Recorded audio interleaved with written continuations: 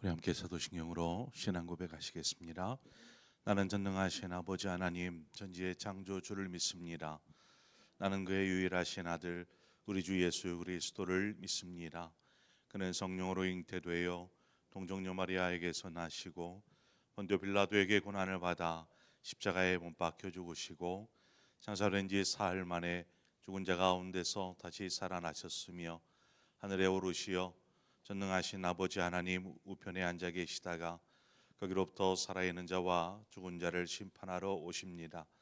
나는 성령을 믿으며 거룩한 공교회와 성도의 교제와 죄를 용서받는 것과 몸의 부활과 영생을 믿습니다. 아멘. 우리 함께 찬송가 405장 주의 친절한 발의 안기세 우리 함께 찬송하도록 하겠습니다. 찬송가 405장입니다.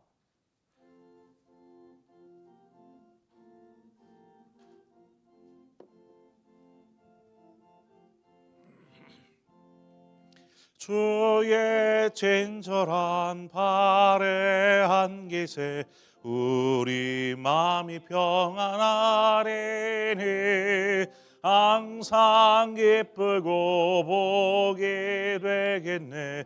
영원하신 발의 안기세 주의 발에 그 크신 발의 안기세 주의 발에 영원하신 발의 안기세 날이 갈수록 주의 사랑이 두루 광명하게 비치고 전성 가는 길 편히 가리니 영원하신 발의 안기세 주의 발에 그 크신 발의 안기세 주의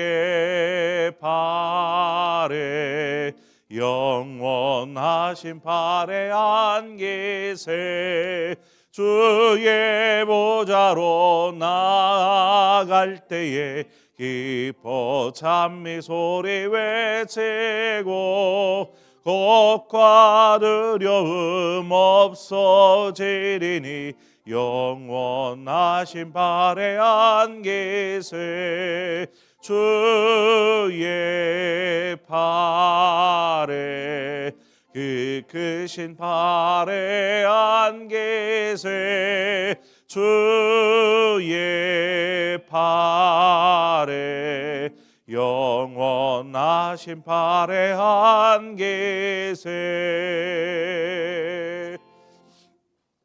아멘. 하나님 말씀 보겠습니다. 열왕기상 11장 14절에서 25절의 말씀입니다. 열왕기상 11장 14절에서 25절의 말씀 한 절씩 교독해서 보겠습니다. 여호와께서 에돔 사람 하닷을 일으켜 솔로몬의 대적이 되게 하시니 그는 왕의 자손으로서 에돔에 거하였더라.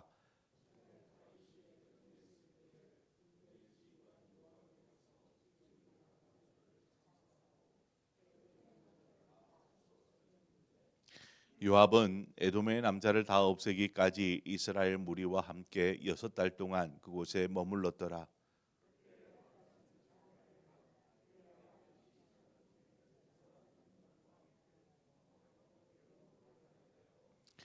미디안을 떠나 바란에 이르고 거기서 사람을 데리고 애굽으로 가서 애굽 왕 바로에게 나아가매 바로가 그에게 집과 먹을 양식을 주며 또 토지를 주었더라.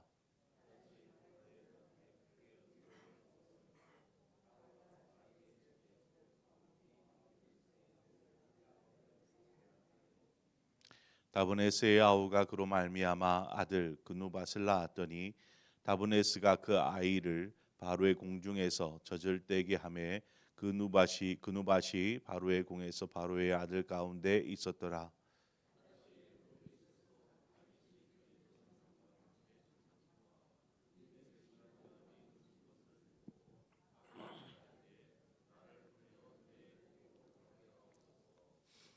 바로가 그에게 이르되 네가 나와 함께 있어 무슨 부족함이 있기에 네 고국으로 가기를 구하느냐 대답하되 없나이다. 그러나 아무쪼록 나를 보내옵소서 하였더라.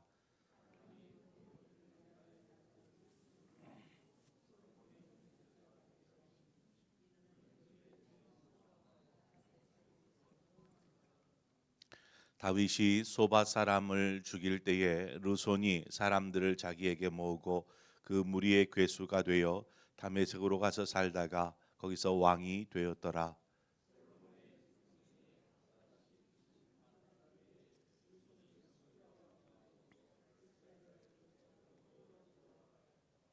아멘. 솔로몬이 왕이 되고 그 통치 말년에 그가 하나님으로부터 멀어지게 되고 맙니다. 4절의 말씀 본문은 아니지 앞에 4절의 말씀을 보면 솔로몬이 나이 많을 때에 그의 여인들이 그의 마음을 돌려 다른 신들을 따르게 하였으므로 왕의 마음이 그의 아버지 다윗의 마음과 같지 아니하여 그의 하나님 여호와 앞에 온전하지 못하였으니 솔로몬이 하나님에게로부터 멀어지게 된 이유 중에 하나는 그가 후궁으로 맞아들인 이방 공주들이었습니다. 이방 공주들 때문에 그가 하나님으로부터 멀어지게 되는데 그녀들은 자신들의 나라에서 섬기던 우상을 이스라엘에서도 섬길 수 있도록 솔로몬에게 허락을 요청합니다. 그래서 그 허락을 받아낼 뿐만 아니라 솔로몬에게 우상에게 제사를 할 수 있도록 좀 제단 산당을 좀 만들어 주시오. 이렇게 또 솔로몬에게 요청을 하죠. 솔로몬이 그녀들을 사랑하였으므로 그녀들을 위해서 이 모든 것들을 허락합니다. 그래서 산당을 짓고 예루살렘에서도 또 근동에서도 산당을 짓고 그 우상을 위해서 절을 하면서 섬기게 되도록 내버려 둔 것이죠. 말씀을 보면 솔로몬이 직접적으로 우상을 섬겼다, 우상에게 절했다, 뭐 이런 구절은 없습니다. 그렇지만 솔로몬이 이와 같은 행위는 이스라엘로 하여금 우상에게 빠지도록 이렇게 만드는 일이 되고 말았던 것이죠. 이러한 죄악된 행동에 하나님께서 경고하셨지만 솔로몬은 그의 마음을 돌이키지는커녕 오히려 하나님으로부터 멀어지고 맙니다. 하나님에게서 떠나는 것이죠. 그래서 9절에 보면 솔로몬이 마음을 돌려 이스라엘 하나님 여호와를 떠남으로 여호와께서 그에게 진노하시니라. 결국 하나님의 진노가 오늘 본문에 나오는 구체적인 심판으로 이제 나타나게 됩니다. 본문에 어떻게 솔로몬에게 하나님께서 징계하시고 심판하시는가 두 사람의 인물을 소개하고 있습니다. 두 인물인데 첫 번째 인물은 에돔 사람 하닷이라는 사람입니다. 에돔이 어디에 있냐면 이스라엘 남쪽에 자리한 에돔입니다. 남쪽에 자리하고 있는 나라인데 다윗 왕 때에 군대 장관이었던 요압을 동원하여서 이 에돔을 공격합니다. 그래서 에돔을 공격해서 그 땅에 있는 대부분의 남자들을 죽이게 되죠. 심지어 어린 아이들까지도 다 죽이는 어떻게 보면 학살을 벌인 것입니다. 그때에 그 어린 이 에돔 왕의 아들 하닷이 몇몇의 아마 신하들이지 않겠습니까? 몇몇의 사람들과 함께 피신을 합니다. 이스라엘 남쪽에 있다 보니까 더 밑으로 내려가서 어디로 가냐면 애굽으로 내려가게 되죠. 그곳에 가서 생명을 부지하게 됩니다. 바로 왕에게 나를 좀 살려주시오. 그래서 이제 어린 아이이지만 애굽으로 내려가서 그곳에서 살게 되는데 애굽 왕 바로가 하닷에게 은혜를 베풀어서 그곳에서 살 수 있도록 이렇게 편의를 제공해 주죠. 후에는 바로의 처제를 이 하닷과 결혼을 시켜서 가정을 이루고 아이를 낳고 이 애굽에서 이제 왕족으로 살게 됩니다. 그런데 하닷이 다윗 왕과 요압이 죽었다라는 이야기를 전해 듣게 됩니다. 세월이 흐른 후에 다윗과 또 군대 장관 요압이 죽었다라는 말을 이제 하닷이 듣자 하닷이 바로에게 요청하죠. 내가 나의 나라로 돌아가고 싶습니다. 다시금 나라를 세우고 싶은 것이죠. 그러니까 이 하닷이 어렸을 적에 이 애굽으로 도피하였다가 그곳에서 살면서 언제 다윗이 언제 요압이 죽는가 이때만을 고대하고 있었던 것이죠. 그러니 그의 마음에 얼마나 이가 갈리듯 이렇게 그 이스라엘에 대한 반감이 있었겠습니까? 그래서 바로에게 요청을 하고 이 에돔으로 돌아갑니다. 그런 이후에 에돔을 다시금 재건하고 이제 이스라엘을 대적하는 나라로 서게 되는 것이죠. 오늘 또 다른 한 사람이 소개되고 있는데 소바 사람 르손입니다. 르손 역시 다윗이 소바라는 나라를 공격을 합니다. 저 북쪽에 위치한 나라인데 북쪽에 위치한 소바를 징벌할 때에 그 르손이 그 위쪽에 있는 다메섹으로 도망을 갑니다. 도망을 갈 때에 이제 몇몇의 사람들을 이제 자기의 수하의 사람들을 동원해서 같이 이 도망을 하게 되지요. 피신을 하는데 다윗이 죽고 난 이후에 그가 다시금 내려와서 자신과 함께 있었던 사람들을 모아서 수리아라는 왕국을 다시 세우게 됩니다. 그리고 세워진 수리아 왕국은 계속해서 이제 솔로몬 왕 때에 이스라엘을 대적하고 공격하는 그러한 또 대적으로 사용되어지는 것을 보게 됩니다. 오늘 본문 25절에 마지막 25절에 보면 솔로몬의 일평생에 하닷이 끼친 환난 외에 르손이 수리아 왕이 되어 이스라엘을 대적하고 미워하였더라 이렇게 기록하고 있는데 이 구절을 보면은요 솔로몬이 왕이 된 이후부터 줄곧 이스라엘을 이들이 하닷과 르손이 계속해서 대적하였다라는 것을 이 구절 안에서 알 수 있습니다. 그런데 솔로몬의 통치 말년에서야 이 기록이 이러한 두 사람의 이야기가 기록되어지고 두드러지게 나타나는 것은 무엇 때문일까요? 그것은 솔로몬이 하나님을 경외하고 하나님의 계명에 순종하던 그 통치 초기 그가 처음 왕이 되고 아버지 다윗의 말을 좇아서 행하던 그 통치 초기에는 분명히 대적은 하였지만 그다지 그렇게 힘을 쓰지 못하였던 것이죠. 그러나 통치 말년이 되면서 솔로몬이 하나님 앞에서 불순종하며 범죄하자 하나님께서 진노하셨고 에돔과 이 수리아를 통해서 솔로몬을 심판하도록 하신 것입니다. 오늘 본문을 그렇게 큰 그림을 한번 그려보면 그렇습니다. 솔로몬이 통치할 때 뭐 주변에 대적이 없었던 것이 아니었습니다. 대적들이 있었다라는 것이요. 남북으로 이렇게 있었고 저 뭐 동편도 있었을 테고요.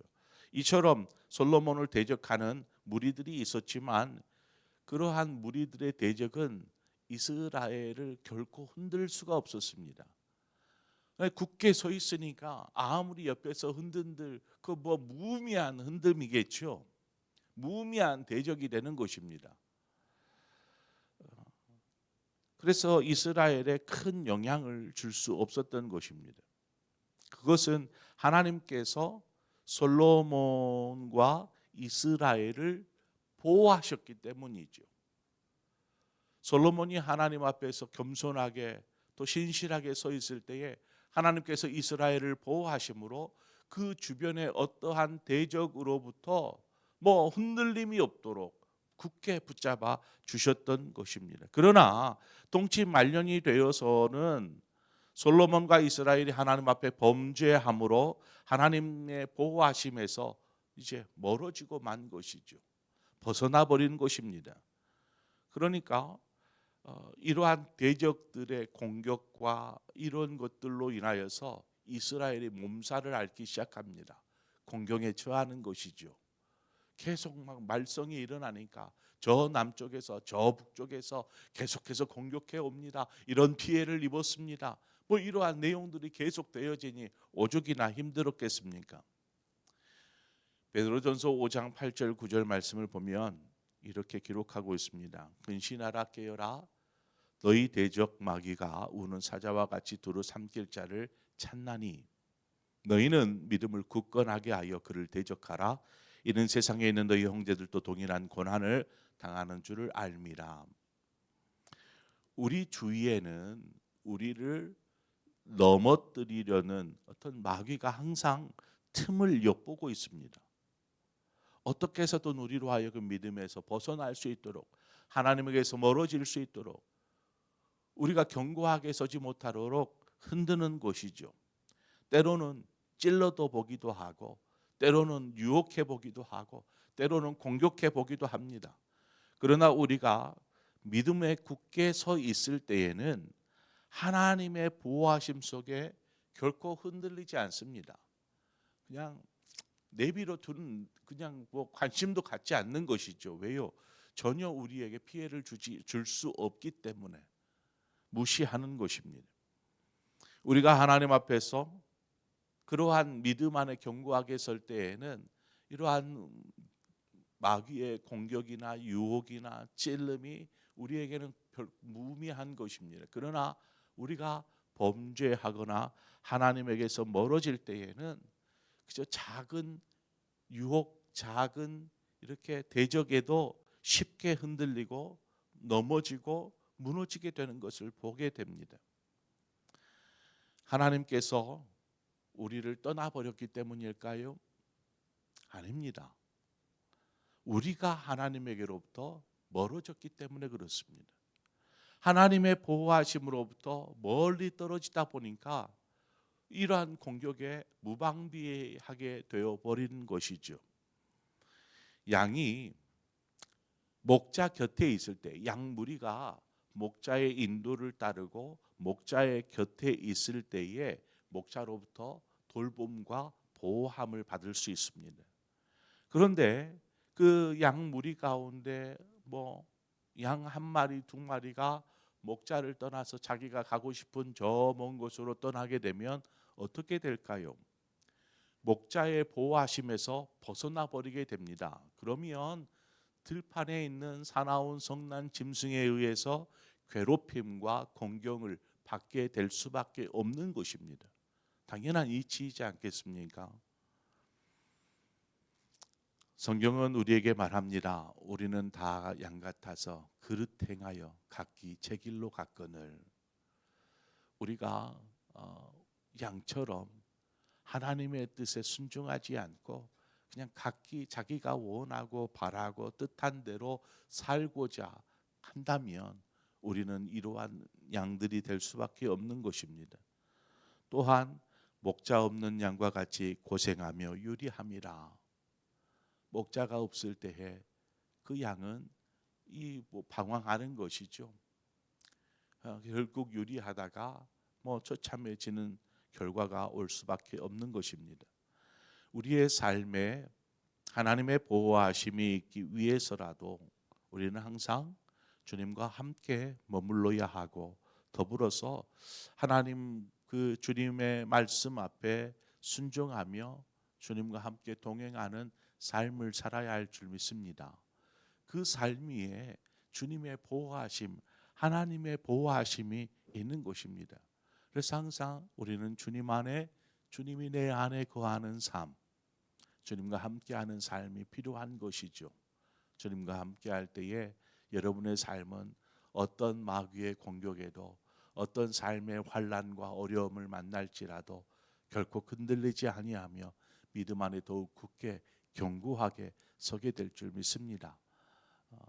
솔로몬처럼 그가 신실하게 섰을 때에는 찔림이나 유혹이나 어떤 문제도 별로 문제가 되지 않았지만 그가 하나님으로부터 멀어지고 믿음에서 떠날 때에 이것들이 큰 삶의 어려움으로 바뀌었던 것처럼 이제는 우리는 결코 솔로몬과 같은 행동이 아니라 다윗처럼 하나님 앞에 온전하며 신실한 삶으로 영광 올려드리는 저와 여러분의 삶이 되어지기를 주님의 이름으로 축원을 드립니다.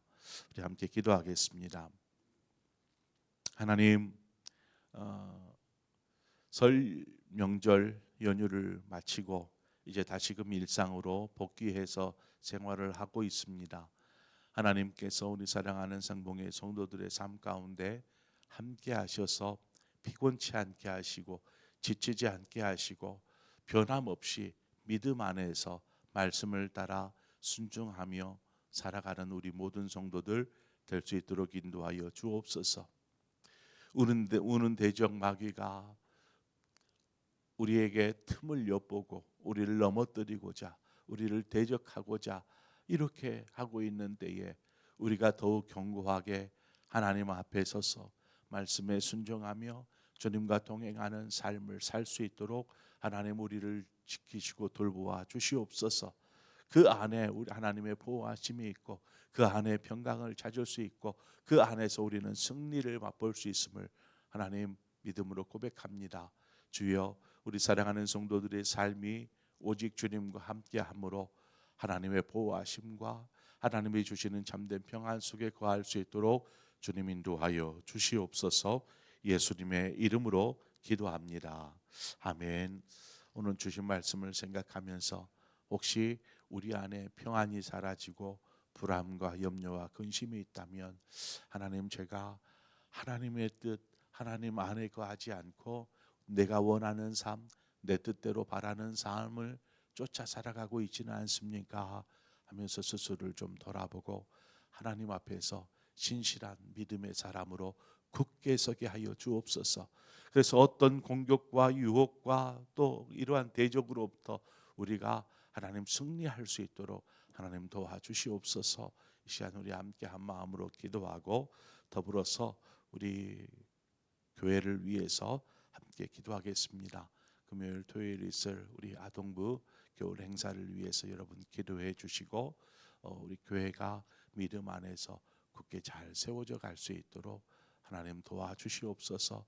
주의 일꾼들을 하나님께서 세워주시고 이들을 통해서 교회가 더욱 든든히 서 갈 수 있도록 인도하시며 특별히 우리 전도회 각 전도회가 올해에는 잘 뭉치고 하나 되고 더욱 함께 기도하며 모이기에 힘쓰는 우리 전도회가 될 수 있도록 또 이들을 전도회를 담당하고 있는 우리 평신도 사역자들에게 힘을 더하시고 임원들에게 힘을 더하여 주옵소서.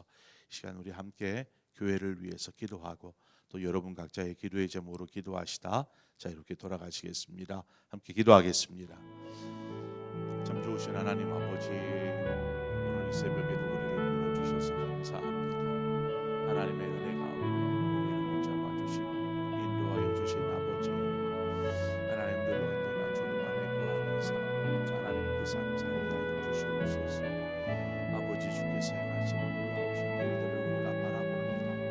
우리가 주님 안에 거할 때에 그 전능하신 아버지께서 하나님 우리의 삶을 지키시고 보호하시고 또한 우리로 하여금 어떠한 상황에서도 이기고 승리할 수 있도록 도와주심을 믿습니다. 하나님 언제나 하나님 주님 안에 거하는 우리의 삶이 될 수 있도록 인도하여 주옵소서. 오늘 우리가 살폈던 말씀처럼 하나님에게서 멀어지고 날 때에 자기 원대로 자기 뜻대로 자기가 바람대로 하나님 그렇게 살아갈 때에 결국 하나님으로부터 멀어지게 되고 하나님부터 멀어지면 결국 대적들로